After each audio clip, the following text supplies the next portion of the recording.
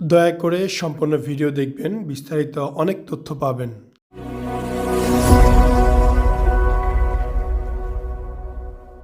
সুপ্রিয় দর্শক, আসসালামু আলাইকুম। আশা করি সবাই অনেক ভালো আছেন।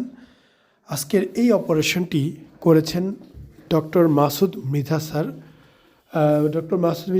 ডক্টর বখতিয়ার কামাল স্যার এবং সম্পূর্ণ টিম আমাদের এইখানে গাইনোকোমাস্টিয়া সার্জারি করেন।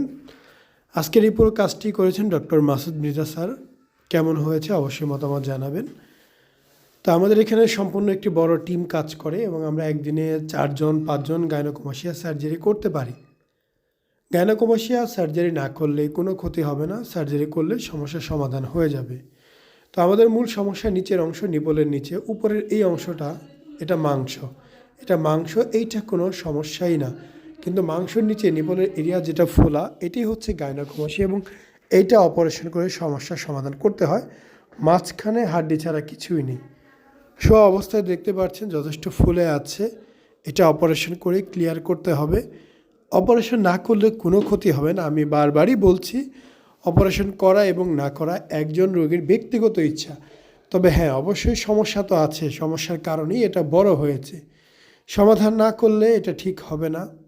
জামাকাপড় পরতে কষ্ট, খুলতে কষ্ট, মানুষের সামনে যেতে লজ্জা লাগে, আরও বিভিন্ন নানা ধরনের সামাজিক সমস্যা হয়ে থাকে। তো এই হচ্ছে অবস্থা, একদমই সমান হয়েছে।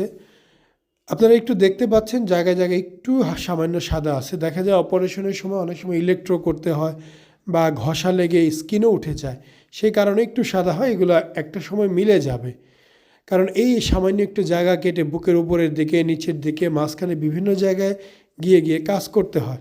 সো এই কারণে ঘষায় একটু উঠতে পারে, তবে এগুলো মিলে যাবে, কোনো কিছুই থাকবে না, নতুন চামড়া হয়ে যাবে। তো সবাই আমার সম্পূর্ণ ভিডিওটি দেখলেন, অবশ্যই সাবস্ক্রাইব করবেন, কমেন্টে মতামত জানাবেন।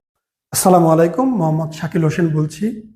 2017 সাল থেকে আমরা গাইনোকোমাস্টিয়া নিয়ে নিয়মিত কাজ করছি এবং ভিডিও প্রকাশ করছি। এই চ্যানেলে যারা নতুন এসেছেন, আপনাদের কাছে অনুরোধ থাকবে আমাদের এই চ্যানেলটি আপনারা ভালোবাসা দিবেন এবং সাবস্ক্রাইব করবেন। এবং যারা অলরেডি সাবস্ক্রাইব করেছেন তাদেরকে অসংখ্য ধন্যবাদ। আপনারা কমেন্টের মাধ্যমে আপনাদের মতামত জানাবেন। ধন্যবাদ।